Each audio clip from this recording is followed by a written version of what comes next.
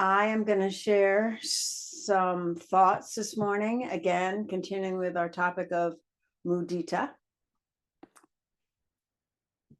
So feel free to keep it in gallery view, sit together, or have me, and then we'll practice together.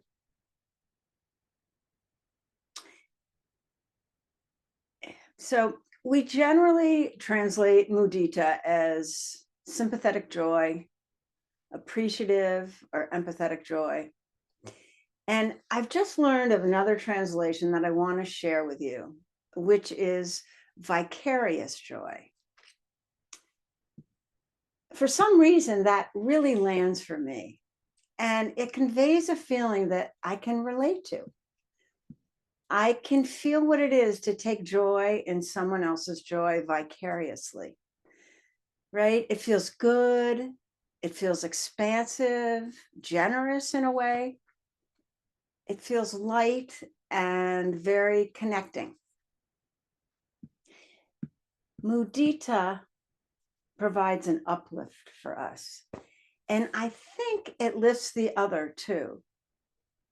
Doesn't it make you feel good when someone else is happy for you?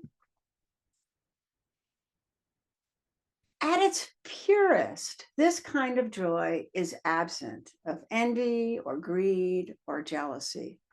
And we are truly and fully happy for another being. And when we can feel that, it's just wonderful. And sometimes, isn't it easy to slip into just a bit of envy or jealousy? Just a little bit. We might think, I'm happy for you, and I'm a bit envious too. I want what you have. We can be pretty quick to take a situation and look at it in relation to ourselves and to what we feel we are lacking in. And it kind of deflates that uplift of joy. And it replaces it with a constriction in the heart. So I want to remind us of that quote that Catherine shared last week from Rumi. And he says, your task is not to seek for love, but merely to seek and find all the barriers within yourself that you've built against it. Envy and jealousy are often pointed to as some of the barriers that keep our hearts from opening to joy. But really, envy and jealousy are the symptoms of two deeper misunderstandings that we carry and that cause us to suffer, to constrict our hearts when they could be joyous and spacious. The first is an underlying belief, maybe even unconscious, that we live in a world of scarcity. Your success implies that there's maybe not enough for me to be successful as well. And I'm happy for you, but not totally happy because I want that too. This perspective believes that the world is a zero-sum game, and that if you win, I have to lose, and that there's not enough to go around. And so much in our culture reinforces this idea, encouraging us to accumulate more and to hold on pretty tight to it, whether it's a job, a partner, a perfect body, fit body, a vacation. When we see a friend succeed in these ways, we become a little envious, as if another's success implies that it's a little less likely that we'll be able to find happiness and success. It festers inside as a belief that we're lacking in some way and that we need to find something out there in order to feel complete and be happy. Christina Feldman calls this a culture of insufficiency, and it sabotages our capacity for joy. The good news is that it's not true. Just spending time in nature can teach us this. Is there anything lacking or incomplete in nature? Or deeply rest awareness in your heart, feeling its fullness and capacity to connect. The truth is that this is a world of abundance. There's enough to go around. And our happiness, our sense of completeness, is not dependent on someone else's success or misfortune. And really, more importantly, it's not based on external conditions. We can find the sense of abundance and fullness or completion inside of ourselves. And that's what allows us to open to vicarious joy. There's this beautiful, almost funny short poem by Hafiz that says,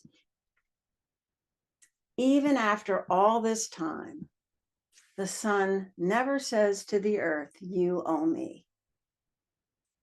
Look what happens with a love like that.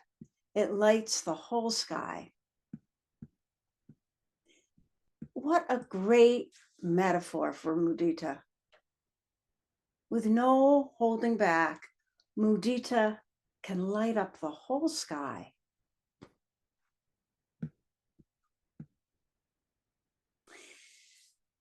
So, a second fallacy, a second barrier to joy, is the misunderstanding about our sense of self. It's the belief that there's a permanent, solid self which we need to care for, protect, or defend. And so much of the constriction we feel in the heart is created by this misunderstanding. We might make ourselves small and invisible to protect our sense of self. Or we might become a little competitive and aggressive to defend our sense of self. And both are reinforcing the belief that there's something real and solid and fixed that is us and that separates us from others. Every once in a while, as our practice deepens, we catch glimpses of the true nature of the self. And it's so different than what we thought, that it's not solid and enduring, but it's more fluid, arising moment to moment, dependent on the conditions of that moment. And it's as if a veil lifts and we begin to see and feel a bit more clearly that the world and the living beings in it are not separate entities, but they're so interconnected. And in the moments that we truly experience that, our hearts naturally are moved. Mudita and the other Brahmaviharas soften the solidity of the self that we falsely believe is who we are. They loosen those knots of selfing that make us feel separate one from another. And they strengthen that sense of inner connection that is our true nature. And our happiness is able to blossom as we let ourselves feel and expand into that. We don't necessarily get this all at once, but through our practice, our understanding slowly deepens.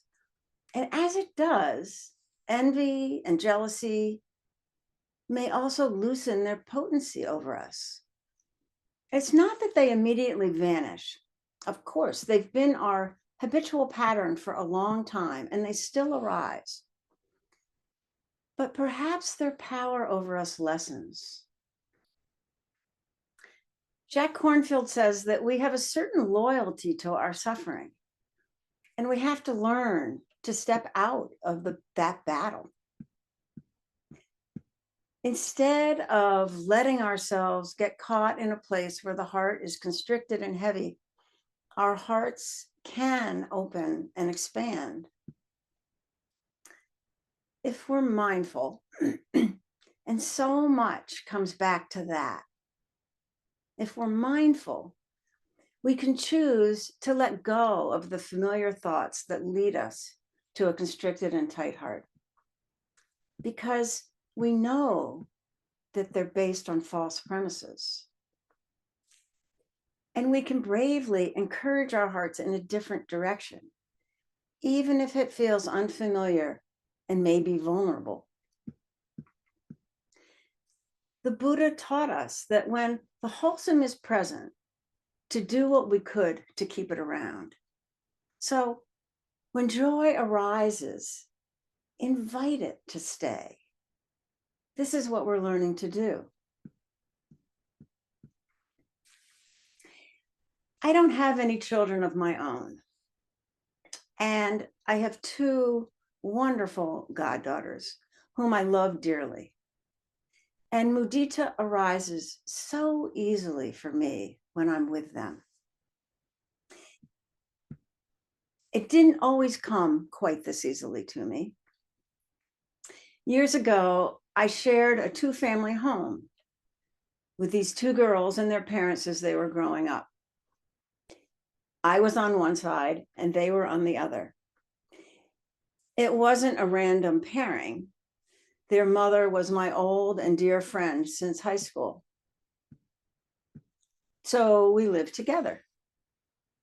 I was single at the time, and this family of four lived next to me. And as much as I really loved living near them and being a part of their lives in an intimate way, there were certainly moments that I was envious of their family. They had something that I thought maybe I wanted too. And that made me want to distance myself from them sometimes. And my heart would feel heavy. And I would focus on what I lacked, what I didn't have.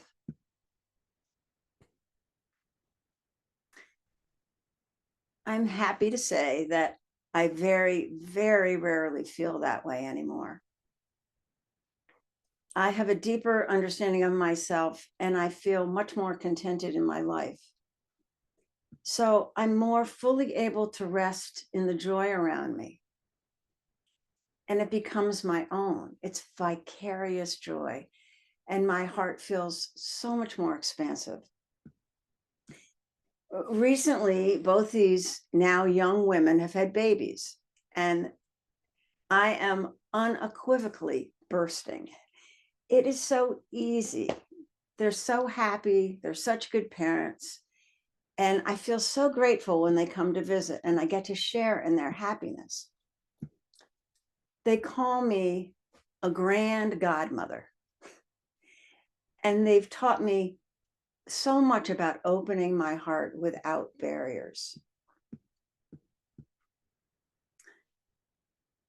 Lori said on Monday that we don't practice with the goal of creating joy. We practice to uncover the truth of things, how things really are. And from there, joy will arise. As Rumi suggested, we examine for ourselves the barriers to joy inside us. What keeps us from experiencing the boundlessness of our hearts? When envy or jealousy come up, we have a chance to understand them more deeply and to discover their truth, to look for ourselves, go a bit deeper to discover what's feeding them. Are they resting on something insubstantial? Have we created a fortress in our minds that rests on unstable ground? Let's see. This is an invitation to practice. And so let's do just that. Thank you so much. Let's bring our attention back to ourselves, back to our bodies, and listen and offer them what might be needed right now.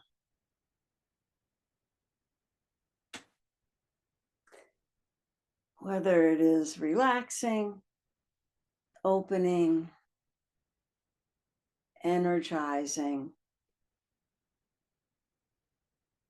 you know what to do. We do it each day. And really take the time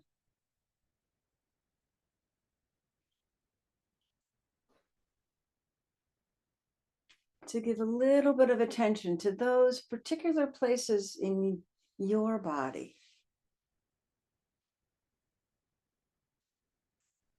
that are asking for some attention.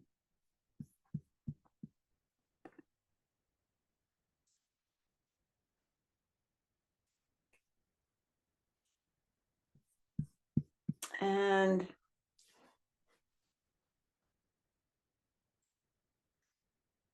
as you're ready, as that feels complete,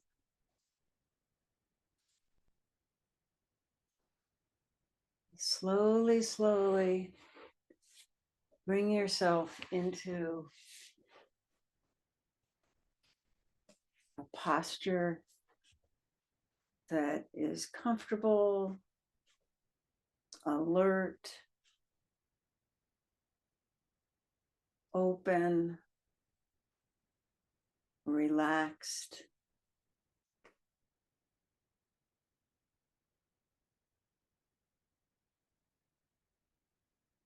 And letting your eyes softly shut or have a downward gaze.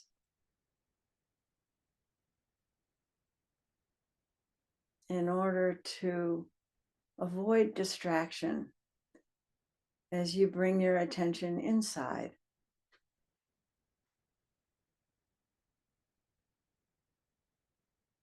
And notice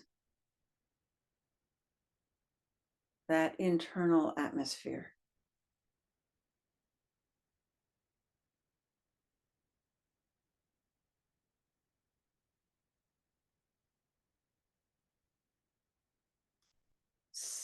Settling.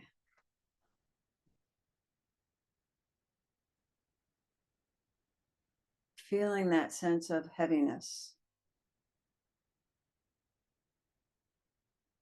weightiness.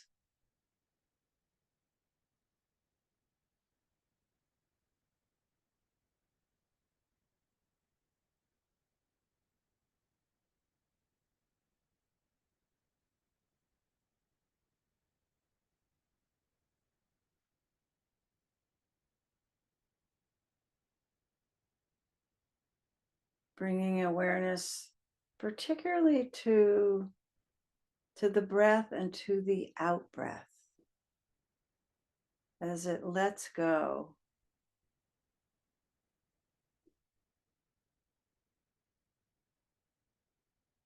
And noticing how that encourages our whole being to let go and settle just a bit more.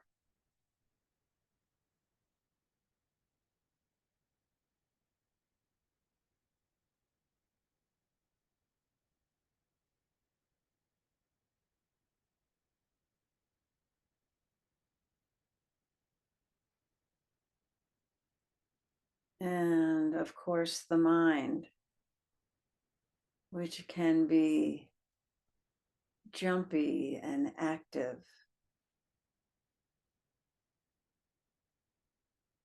Encourage it too to let go just bit by bit of its busyness.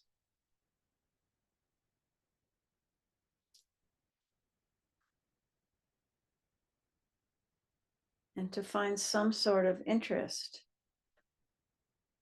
in what's happening right now, right here.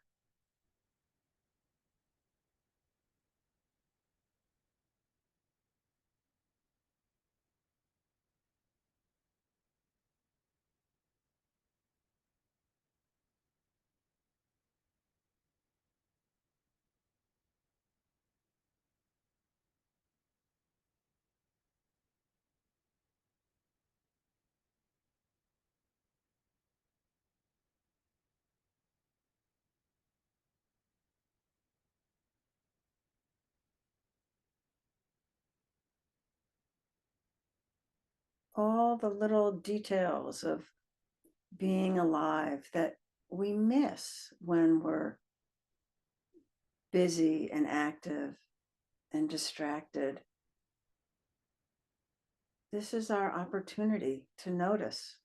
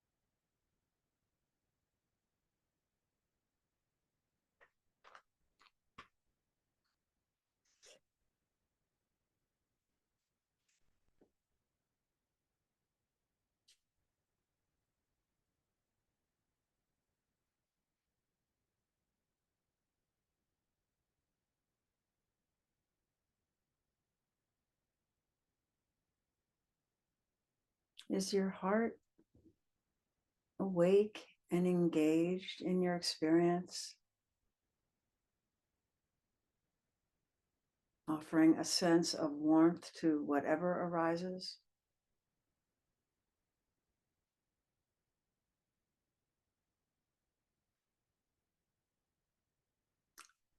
In the spirit of mudita that we've been studying, I just want to read these 4 lines to encourage our hearts.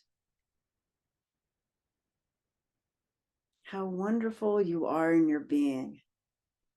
I delight you are here. I take joy in your good fortune, and may your happiness continue.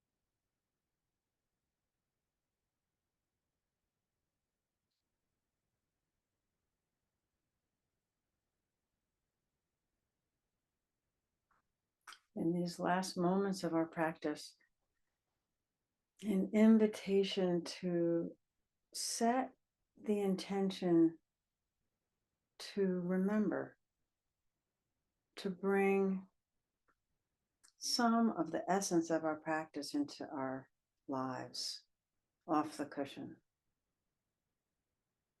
That sense of heart that we touch into, bringing that out into our day and into our world.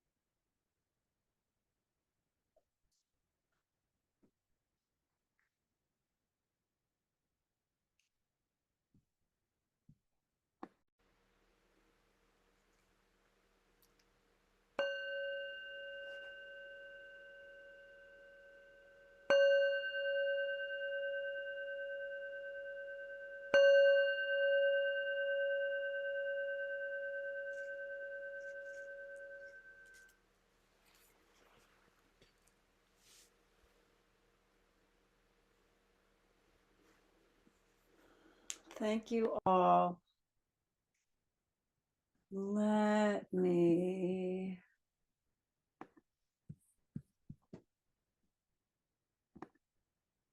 Okay, we are